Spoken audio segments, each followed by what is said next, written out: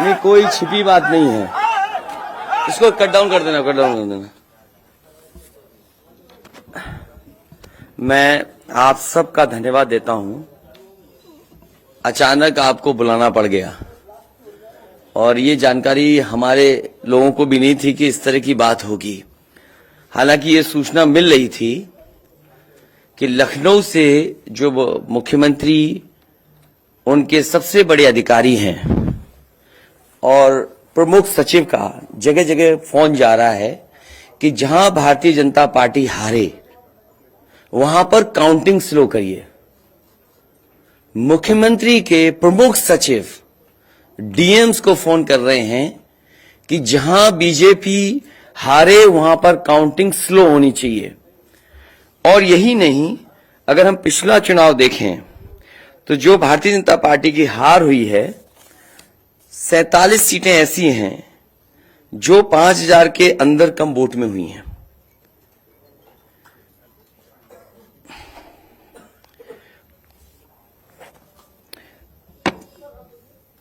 सैंतालीस सीटें ऐसी हैं पिछले चुनाव की जहां पर 5000 वोट के कम फासले से भारतीय जनता पार्टी जीती है। और जो आज देखने को मिला है बनारस में कि जहां ईवीएम्स ले जाई जा रही थी, एक ट्रक पकड़ा गया, 2 ट्रक लेकर के भाग गए। अगर सरकार चोरी नहीं कर रही थी, ये वोट की चोरी जो नहीं कर रही थी, तो कम से कम बताए कि एक गाड़ी रोक ली, पकड़ी गई, लाइव है, अभी भी हम लाइव देख सकते हैं। 2 गाड़ियां क्यों भागी? अगर कोई चोरी नहीं थी, प्रशासन ने, सिक्योरिटी ने इतना इंतजाम क्यों नहीं किया? इतनी फोर्स है, अभी इलेक्शन की फोर्स गई नहीं है यूपी से, तो आखिरकार अधिकारी क्यों नहीं कर रहे थे? क्या वजह है कि बिना सिक्योरिटी, बिना इतने इंतजाम के ईवीएम्स जा रही हैं? और ईवीएम्स के बारे में ये मानना है कि किसी भी वेयर हाउस में रखी हो या किसी भी स्ट्रांग रूम में रखी हो, तो बिना प्रत्याशी के जानकारी के आप मूव नहीं कर सकते हैं। अगर आपको ईवीएम्स को मूव करना है तो कम से कम जो प्रत्याशी चुनाव लड़ रहे हैं उनकी जानकारी में होना चाहिए। और सोचिए, मुख्यमंत्री आवास से प्रमुख सचिव, मुख्यमंत्री जगह जगह फोन कर रहे हो और डीएम्स को बता रहे हो। ये घबरा गए उसी दिन जिस दिन अखबारों में कुछ जगह आया कि कहीं पार्क की सफाई हो रही है, कहीं घर की सफाई हो रही है। और आप में से वो लोग हैं जो जमीन पर घूमे, जो जमीन पर चुनाव चल रहा है, वो भारतीय जनता पार्टी के खिलाफ था, जनता के अंदर नाराजगी थी। ये जो कल एग्जिट पोल आए हैं, मैं एग्जिट पोल पर बोलना नहीं चाहता था, लेकिन जो एग्जिट पोल आए हैं वो कहीं ना कहीं परसेप्शन ये क्रिएट करना चाहते हैं कि हां भारतीय जनता पार्टी जीत रही है, जिससे वो चोरी भी करें अगर, वो भी ना पता लगे कि हां चोरी हुई है। इसीलिए अगर हमने वोट दिया है तो मैं अपने नौजवानों से, किसानों से और आम लोगों को कहूंगा कि उतनी हमारी जिम्मेदारी बनती है कि वोट को हम बचाएं। अगर वोट नहीं गिना जाएगा तो लोकतंत्र कहां जाएगा? और ये लोकतंत्र की आखिरी लड़ाई है। मैंने कई बार कहा कि उत्तर प्रदेश का चुनाव लोकतंत्र की आखिरी लड़ाई है। इसके बाद तो जनता को क्रांति करनी पड़ेगी, तभी बदलाव आएगा। इसलिए मैं अपने पार्टी के लोगों से और जो सच्चे ईमानदार, सच्चे सिपाही हों, सच्चे अधिकारी हों, सच्चे पत्रकार हों, कम से कम आगे आए और लोकतंत्र को बचाने के लिए खड़ा हों। और मैं अपनी पार्टी के लोगों से कहूंगा कि जब तक काउंटिंग न हो जाए तब तक कम से कम ये नजर रखें और लगातार निगरानी रखें कि कैसे वोट बचाया जा सकता है, कैसे जहां पर मशीनें रखी हैं कोई किसी का आना जाना ना हो।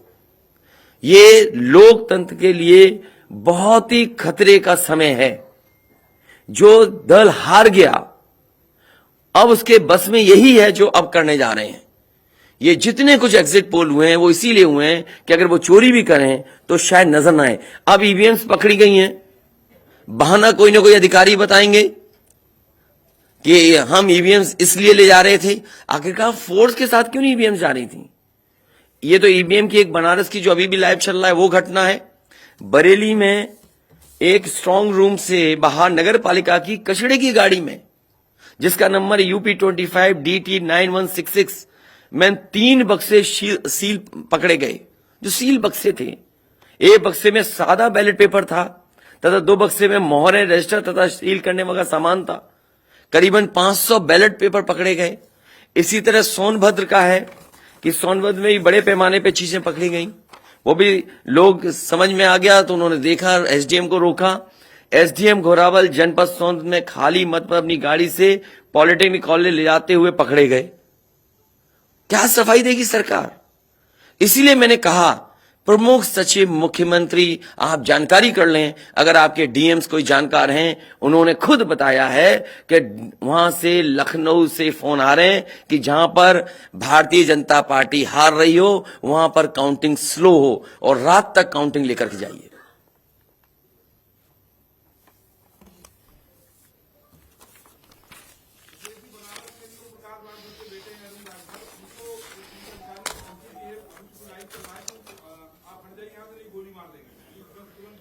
तो मैंने आपसे कहा कि ये लोकतंत्र का आखिरी चुनाव है। इसके बाद तो जिस तरीके से आजादी के लिए लड़ाई लड़ी गई थी उसी तरह की हमें और आपको क्रांति करनी पड़ेगी। मैं तो अपने नौजवानों से अपील करूंगा कि जहां किसान इतने साल बैठे रहे तब सरकार झुकी। कम से कम 3 दिन लोकतंत्र के अखंड प्रहरी बनकर के ईवीएम्स को बचाएं और चुनाव को बचाएं। मैं किसी डीएम का इसलिए नहीं मानूंगा। डीएम कौन होता है? अगर प्रमुख सचिव मुख्यमंत्री फोन करेगा, डीएम क्या कर सकता है? डीएम की क्या हैसियत है? ये फिर जो प्रत्याशी लड़ने रहे थे उनको आखिरकार डीएम ने क्यों नहीं बताया? डीएम अगर ये जवाब दे रहा है तो उस डीएम से पूछिए कि डीएम ये बताओ कि तुमने जो प्रत्याशी चुनाव लड़े थे उसके बारे में क्यों नहीं बताया उन प्रत्याशियों को? ये डीएम आखिरकार किसके नीचे काम कर रहे हैं? और बनारस जैसी पोस्टिंग किसी डीएम को मिली होगी, इस डीएम को मैं भी जानता हूं। जब पहली पोस्टिंग मैंने मुजफ्फरनगर दी थी, मैं नहीं जानता हूं ये डीएम कौन है, किसकी सिफारिश पे ये मुजफ्फरनगर पहली बार गया था। बेईमानी करा रहा है ये डीएम। और जवाब ये डीएम का कि ट्रेनिंग के लिए जा रहे हैं। तो आखिरकार पॉलिटिकल पार्टीज को क्यों नहीं जानकारी दी? क्या जवाब है उनके पास इसका? और जब बाकायदा गाइडलाइन लिखी हुई है यहां पर कि आप ईवीएम्स का मूवमेंट नहीं कर सकते, आप कैसे ईवीएम का मूवमेंट कर रहे हैं? आप पूछिए जिन्होंने दिया बयान। अरे भाई, मैं तो कह रहा हूं किसी आपने जो पॉलिटिकल चुनाव लड़ रहे हैं उनके बारे में क्यों नहीं बोल रहे हैं आप? और आप भी डीएम की बात को मानते हो। वो वर्जन इसलिए बोल रहे हैं क्योंकि सरकार एक भाषा बोलेगी, ऊपर से नीचे तक भाषा एक बोलेगी। आप बताइए, जब समाजवादी सरकार का चुनाव था, इलेक्शन कमीशन ने जो शिकायत की उस अधिकारी को हटाया गया? आज इलेक्शन कमीशन ने किसी अधिकारी को हटाया हो? एक अधिकारी अगर इलेक्शन कमीशन हटाया हो तो बता दो। मुझे कोई उम्मीद नहीं। इसीलिए मैं कह रहा हूं कि लोगों को लड़ना पड़ेगा। अगर लोकतंत्र बचाना है तो कहीं ना कहीं तैयारी करनी पड़ेगी लोकतंत्र बचाने के लिए। जो गाइडलाइन है, आज जो बैलेट पेपर पकड़े गए हैं सोनभद्र में, जो बैलेट पेपर पकड़े गए हैं आपके बरेली में, जिस तरह ईवीएम्स को ले आया जाता है, ये सवाल बड़ा है। अधिकारी वही भाषा बोलेंगे जो उनको बोलने के लिए सरकार कहेगी। वो नहीं चाहते कि ओम प्रकाश राजभर जी क्या भूल गए? इलेक्शन कमीशन याद नहीं है? ओम प्रकाश राजभर जी नॉमिनेशन के लिए गए, इनको अपमानित नहीं किया गया? क्या प्रशासन कार्रवाई कर रहा था? स्वामी प्रसाद मौर्य जी के साथ क्या व्यवहार हुआ? कोई भूल जाएगा इन बातों को? और चुनाव भर में क्या भाषण थे, क्या भाषा का इस्तेमाल था? हर जगह डराने का काम जनता को। ये अलग बात है। कम से कम इलेक्शन कमीशन को ये देखना चाहिए, खुलेआम जनता देख रही है। आज के जमाने में लाइव है कि किस तरीके से ईवीएम्स को ले आया जा रहा था। चुनाव आयोग को सबसे पहले जिलाधिकारी बनारस पे कार्रवाई करनी चाहिए कि आखिरकार उसने किसी को कॉन्फिडेंस में क्यों नहीं लिया। अगर मशीनें जा रही थी तो प्रत्याशियों को क्यों नहीं बताया गया, पॉलिटिकल पार्टीज को क्यों नहीं जानकारी दी गई? अगर ये गाइडलाइन में है कि नहीं है इलेक्शन कमीशन के, आप ईवीएम्स को एक जगह से दूसरी जगह मूव करा रहे हैं, आखिरकार इसके लिए जिम्मेदार कौन है? आप ईवीएम लेकर जा रहे हैं, अब 2 दिन की बात है, काउंटिंग होनी है।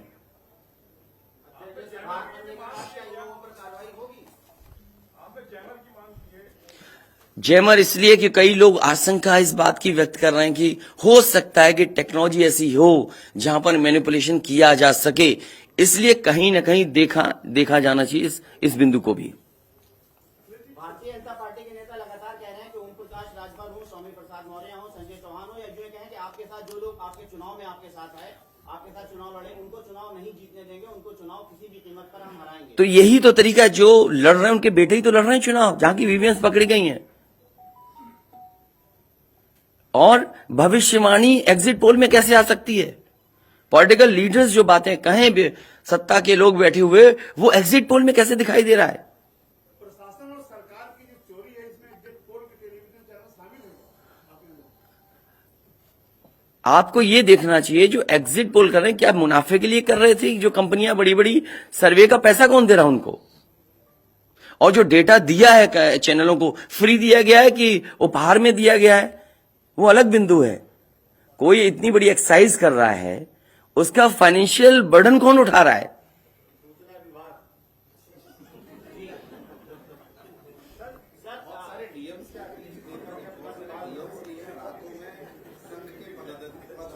ये तो बातें, ये सच कह रहे हैं आप। जो बात, ये जो सवाल के रूप में जानकारी दे रहे हैं, ये सच्चाई है। जो आप सवाल के रूप में दे रहे हैं, ये सच्चाई है। आप बताइए, इनके साथ गलत व्यवहार हुआ, क्या कार्रवाई की प्रशासन ने? वीडियोज हैं सबके। जब ये नॉमिनेशन के लिए गए आप, क्या वीडियो अवेलेबल नहीं है? क्या कार्रवाई हुई उसमें? स्वामी प्रसाद मौर्य जी के ऊपर जो अटैक हुआ, उसमें क्या कार्रवाई हुई? मेरे क्षेत्र में जो प्रत्याशी चुनाव लड़ने आया, तो उसने अपने आप अपनी गाड़ी तोड़ी, अपने आप गाड़ी तोड़ी खुद की, और आरोप लगाए समाजवादियों पर।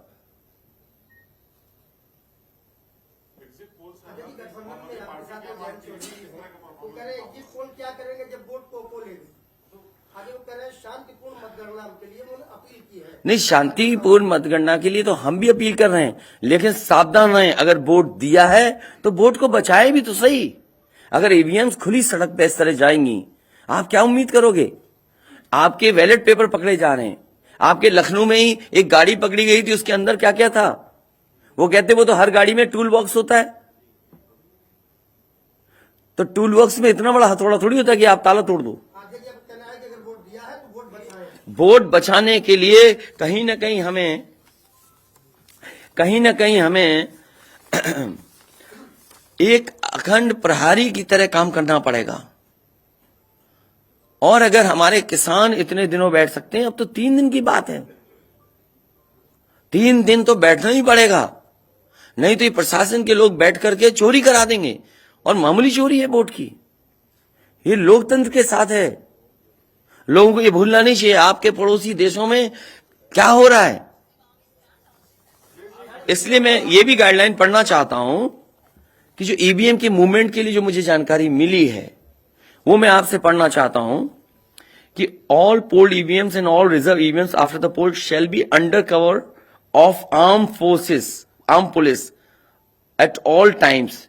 Reserve EVMs should also be returned at the same time when the polled EVMs are returned at the receipt center. Reserve EVMs shall not be kept in the strong room meant for polled EVMs. They shall be kept in another strong room meant for keeping reserve EVMs. It must be ensured that all reserve EVMs are also deposited in the strong room meant for reserve EVMs at the same time when the polled EVMs are deposited in the strong room meant for the polled EVMs. तो EVMs के लिए बिल्कुल clear कहा गया है कि कैसे क्या होना है। और भाई जांच भी कौन करेगा? अगर डीएमई जांच करेगा तो क्या उम्मीद करोगे आप उसके लिए? इसके आगे जो पॉलिटिकल पार्टी हम तय करेंगे क्या करना है। अगर हमें कोर्ट का भी सहारा लेना पड़ेगा, लेकिन उससे पहले हम अपने पार्टी के कार्यकर्ता नेताओं और जो हमारे सच्चे पत्रकार, सच्चे पुलिस फोर्स में लोग हैं या वो लोग हैं, उनसे भी मेरी अपील होगी कि कम से कम लोकतंत्र को बचाने के लिए आगे आए। कोर्ट से पहले मैं आप लोगों के माध्यम से अपील करना चाहता हूं, ऐसे तमाम लोग जो लोकतंत्र को बचाना चाहते हैं वो कम से कम आगे आए।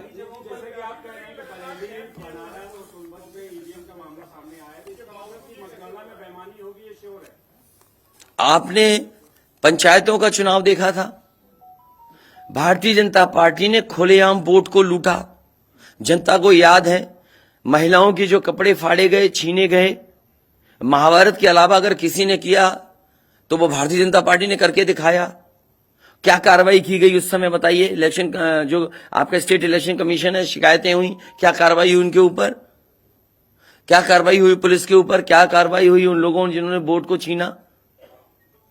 इसलिए मैं अपील करता हूं आपके माध्यम से, जो सच्चे पत्रकार हैं, सच्चे अधिकारी, पुलिस फोर्स, लोकतंत्र को बचाने के लोग सामने आए, जिससे लोकतंत्र बचाया जा सके। माननीय मुख्यमंत्री जी, ये जो घटनाएं हो रही हैं, ये हताशा और निराशा की जो है वो पराकाष्ठा है। क्या ऐसा कुछ होगा? क्या मैं नौजवानों से विशेष अपील करूंगा, और इसलिए अपील करूंगा, मैंने वो तस्वीरें देखी कि नौजवान वोट डालने के लिए लोकतंत्र में कैसे निकल पड़ा। अगर उसने वोट डाला है तो कम से कम वो वोट बचाए। अपना कैसे वोट बचाएगा? गिनने से कैसे गिनती में लाएगा? और ये कोई ये मामूली घटना नहीं है। जो लोग लोकतंत्र पर भरोसा करते हैं उनके अंदर आक्रोश होगा, ऐसा नहीं है कि गुस्सा नहीं होगा उनके अंदर। इसीलिए मैंने कहा कि 5,000 के अंतर में सीटें जो जीती गई थी भारतीय जनता पार्टी की, वो 47 हैं। और मैंने इसीलिए कहा कि प्रमुख सचिव मुख्यमंत्री जिलाधिकारियों को फोन कर रहे हैं कि काउंटिंग स्लो की जाए। और बैलेट के लिए हम लोगों ने अपने प्रत्याशियों को और जो एजेंट्स हैं, हमारे इलेक्शन एजेंट्स, उनको समझाया है कि बैलेट को किस तरीके से काउंट करना है, कैसे रखे जाएं, उन सबको समझाने का काम किया है। और आप में से जो लोग बनारस गए होंगे वो जानते होंगे कि बनारस साउथ समाजवादी पार्टी जीत रही है, अयोध्या समाजवादी पार्टी जीत रही है। ये घबराहट है बीजेपी को। पवन पांडे जीत रहा है, ये घबराहट है। किशन दीक्षित जीत रहा है, ये घबराहट है बीजेपी को। नहीं, वो अलग बात है, पान भी खाया। और भाषा नहीं देखी आपने? क्या प्रवक्ता की बात करते? कौन है ये चीज प्रवक्ता? कोई प्रवक्ता की बात नहीं करेंगे। क्या प्रवक्ता उठा लाए आप किसी गली मोहल्ले से? क्या प्रवक्ताओं की बात करते हैं आप? इतने सीनियर जर्नलिस्ट बनते हो आप अपने आप को। ये मामला सीरियस है, क्या प्रवक्ता बताएगा? इलेक्शन कमीशन क्यों नहीं बता रहा? ये खुलेआम ईवीएम घूम रही हैं। कोई आश्वासन नहीं दिया। हो सकता है हमारी प्रेस के शायद कुछ जागे। ये यूपी के हैं सब, और कहां के हैं इलेक्शन कमीशन के लोग? रिटर्निंग ऑफिसर जनप्रतिनिधि अधिनियम में रिटर्निंग ऑफिसर की जवाबदेही तय नहीं। तो बेईमानी जब कराता है तो उसका कोई केस नहीं सकता, आप किसके करेंगे? अब ये तो हमें भी जानना पड़ेगा कि क्या करें। इसीलिए मैंने कहा कि हम तैयारी से रहिए। ऐसे तो किसी पे कार्रवाई नहीं कर सकते। हाँ, जिम्मेदारी तो अच्छा इलेक्शन कमीशन की जिम्मेदारी है कि निष्पक्ष चुनाव। इतना बड़ा कमीशन हम क्यों कह रहे हैं कि इलेक्शन कमीशन की जिम्मेदारी है? क्यों उसको इंडिपेंडेंट बनाई गई ये बॉडी? ये सब जो आपके माध्यम से हो रहा है वो सब लाइव है। जो ये चीजें हो रही है सब लाइव है, सब शिकायतें की जाएंगी, सब देंगे। अभी तो अभी कहो तो अभी लाइव दिखा दें। जब आपको बुलाया है, मैंने तकलीफ दी आपको, इसके बाद हम लोग अपना लिखेंगे।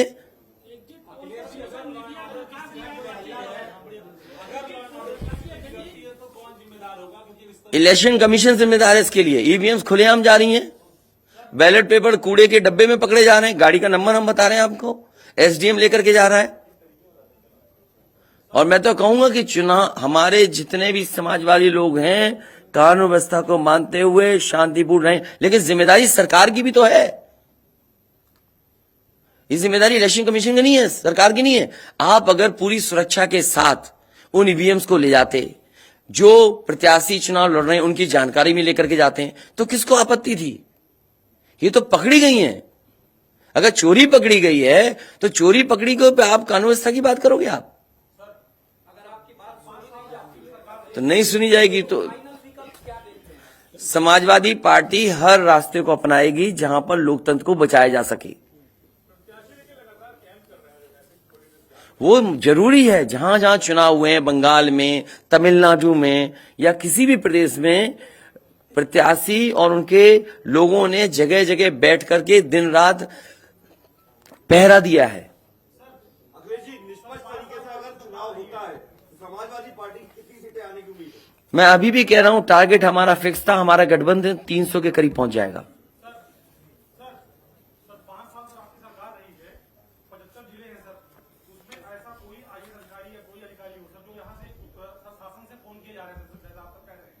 मुझे तो अधिकारी नहीं बताया ना। नहीं, मैंने नाम लिया प्रमुख सचिव मुख्यमंत्री का, जिससे मुझे जानकारी मिली। उसका नाम कोई नहीं बता सकता। हाँ, मुझे इलेक्शन कमीशन अगर कहेगा तो मैं नाम बताऊंगा। अरे हम सरकार चलाएंगे, हमें हमारे इतने भी अधिकारी नहीं होंगे? क्यों नाम बताएं चाहने वालों का? अरे तुम में चाहने वाले बैठे, किसी का नाम ले लूंगा मैं? तुम्हारे ही लोग अलग से मुझे मैसेज करते हैं, नाम ले दूं? अब तुम नहीं, वो हमारे दुश्मन हो तो हम क्या करें तुम्हारा? अरे बहुत सारे हैं जो हमें पर्सनल मैसेज भेजते हैं, तो क्यों नाम उनके ले दूं मैं? क्या चीज? अरे नए हो पत्रकार यार, बहुत सीनियर नहीं हो तुम। अपना परिचय दे दो, सब जान जाए आपको। जाने कौन सा ये एनबी है।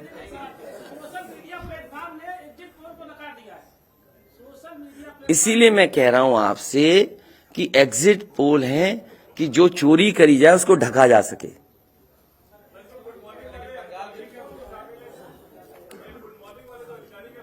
नहीं, अगर ओम प्रकाश राजभर जी से पूछना चाहो तो उनसे ही पूछ लो,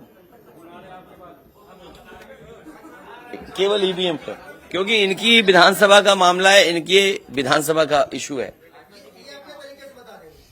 देखिए, जैसा कि अभी हमारे एक साथी ने कहा कि माननीय अखिलेश यादव जी के साथ जो लोग हैं, चाहे संजय चौहान जी हों, चाहे ओम प्रकाश राजभर हों, चाहे स्वामी प्रसाद मौर्य हों, हम उनको जीतने नहीं देंगे। आप ही की तरफ से आया ना बात? आप ही नहीं, ये पूरे प्रदेश में गूंज रही है बात। और भारतीय जनता पार्टी हम लोगों के गठबंधन से घबरा गई है और बनारस जैसे प्रधानमंत्री जी अपनी इज्जत बचाने के लिए गली गली घूमे हैं। ये मैं कह रहा हूं, गली गली घूमे हैं। जिलेवार 75 साल की आजादी में 70 साल से उठ पड़ रहा है। पहले हमारे देश के प्रधानमंत्री हैं जो जिलेवार रैली किए हैं। अगर गलत कह रहा हूं तो बताओ। पहले प्रधानमंत्री हैं और पहली बार मैं देख रहा हूं इतनी बड़ी दुश्मनी। मैं उसी दिन कहा था जिस दिन नामांकन के समय जिलाधिकारी और वहां के कमिश्नर की मिली भगत से जब 3 लोगों की एंट्री है नॉमिनेशन कक्ष में, तो सैकड़ों गुंडे वहां कैसे पहुंच गए? पहले सवाल वहीं खड़ा होता है। उसी दिन मैंने कहा था आप लोगों के सामने पेश करके लखनऊ कि डीएम बनारस और कमिश्नर के होते हुए निष्पक्ष चुनाव नहीं हो सकता। आज खुलासा हो गया। जब चुनाव आयोग की गाइडलाइंस है कि चाहे खाली ईवीएम हो चाहे कोई ईवीएम अगर वहां स्ट्रांग रूम से निकालना है तो वो वहां चुनाव लड़ने वाले उम्मीदवारों को सूचना दे, तब उसके बाद वो वहां से ले जा सकता। और प्रशासन की निगरानी में। और 3-3 गाड़ियां भाग रही हैं। शायद हमारे लोग वहां नहीं होते। 2 गाड़ी तो चली गई, एक गाड़ी जबरी जब खड़ा हो गया किसी तरह जान बचा के तो रोका, तुरंत उसके चारों टायर का हवा निकलवा दिया हमने। निकालो नहीं तो ये भी ढकेल के लेके चले जाएंगे। वही देखिए, दिख रहा है ना इतनी ईवीएम मशीनें कैसे वहां आई। सवाल तो इस बात का है। तो देखिए, वहां के जिलाधिकारी और कमिश्नर जो वहां हैं, इन पे हमारा खुद भरोसा नहीं है। और जाको राखी साइया मार सके न कोई, बाल न बाका कर सके बैरी जग सारा हो। 10 मार्च को 10 बजे देख लीजिएगा। पहले राउंड की जब बैलेट पेपर की गिनती होगी पहले चक्र की, तो समाजवादी पार्टी गठबंधन का रुझान जो आएगा वो 400 सीटों का आएगा। 400 से भी ज्यादा आ सकता है। आपके सामने 10 को देखिएगा रुझान जो बैलेट पेपर का आएगा वो 400 से भी ज्यादा आएगा। लेकिन भारतीय जनता पार्टी घबराहट है, वो लगे हैं कि ईवीएम से हेरफेर कर देंगे। तो हम लोग भी वहां लगे हैं ईवीएम ठीक करने में, हम लोग भी घेर ही लिए हैं, नहीं थे तो लेके भागी गए थे। तो इनसे हम लोग डरने वाले नहीं है। हमारे गठबंधन के सभी नेता कार्यकर्ता, हमारे सभी साथी लगे हैं, पूरी किलेबंदी है। जो भारतीय जनता पार्टी की सोच है, ये एक कदम चलते हैं तो हम 10 कदम आगे निकल के चलते हैं। हम इनको 3 साल पहले ही बता दिया कि सत्ता से बेदखल करूंगा। आप लोग भी नहीं मान रहे थे कि मान रहे थे? नहीं मान रहे थे। और आज प्रश्न खड़ा हो गया ना। मैंने कहा 27 अक्टूबर 2021 को कि माननीय अखिलेश यादव जी को मुख्यमंत्री बना के दिखाऊंगा, और 10 मार्च को देखिएगा जब टीवी पर चलेगा आप लोगों की स्क्रीन पर, तब समझ में आ जाएगा सबको। यही हताशा और निराशा है कि ईवीएम जो है ये इधर उधर कर रहे हैं, लेकिन कुछ कर नहीं पाएंगे। हम लोग भी अलर्ट हैं।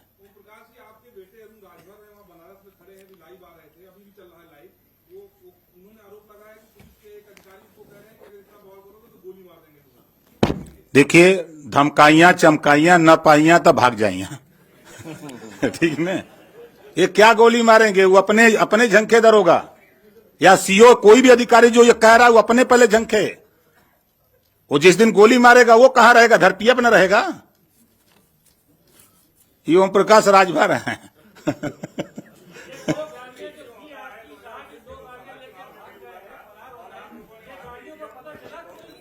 भैया मेरे, हम लोग तो एक घेर के रखे, दो तो वो भी किसी तरह वो हमारा आदमी आगे खड़ा वो मार देता, धक्का मर जाता, लेकिन वो भी ढीठ था। अब जाति का ठाकुर था, यो बात है। हेमंत सिंह नाम है। अब वो लौट गया, वही कहे चढ़ा दो गाड़ी। और जो गाड़ी रुकी तब तक उसके साथ 4 लोग थे, तो पहले साइकिल से गाड़ी का हुआ निकाले कि कहीं ठेल के आगे न बढ़ा दें, तब जाकर के ईवीएम का खुलासा हुआ है। साफ पूरी होगी, आप देखिएगा ना। आप लोग चिंता मत करिए, चिंतन करिए। अरे यार तुमने आप जब कह दिया, इससे ज्यादा कह सकते हैं? तुम भी ऐसी बातें कर रहे हो भाई। जब कह दिया ये बातें, हाँ?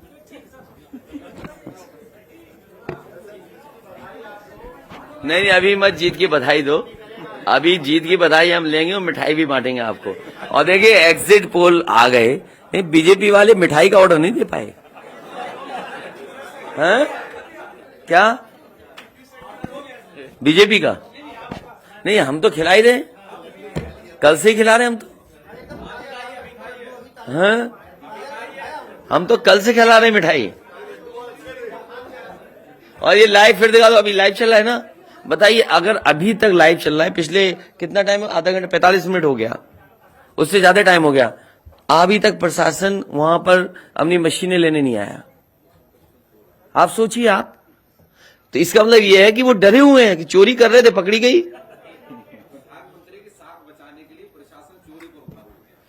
आप देखिए ना, अगर मान लीजिए हम और आप यहां बैठ करके देख रहे हैं, अगर वो चीज लाइव हो रही है तो दुनिया में देखी जा रही होगी।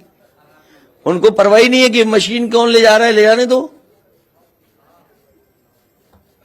अभी लाइव हो रहा, सोचिए कितनी इतना समय इसमें प्रशासन जाता, बातचीत करता, नहीं ले जाए ईवीएम्स।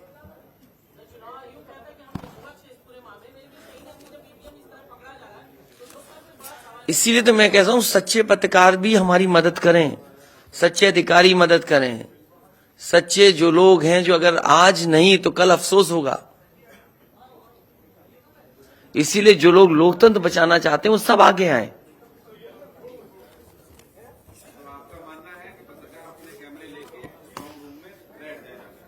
न पत्रकार बैठे, लेकिन कम से कम आवाज तो उठे।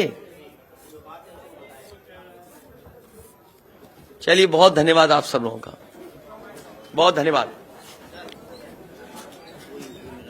अभी कोई इंटरव्यू नहीं।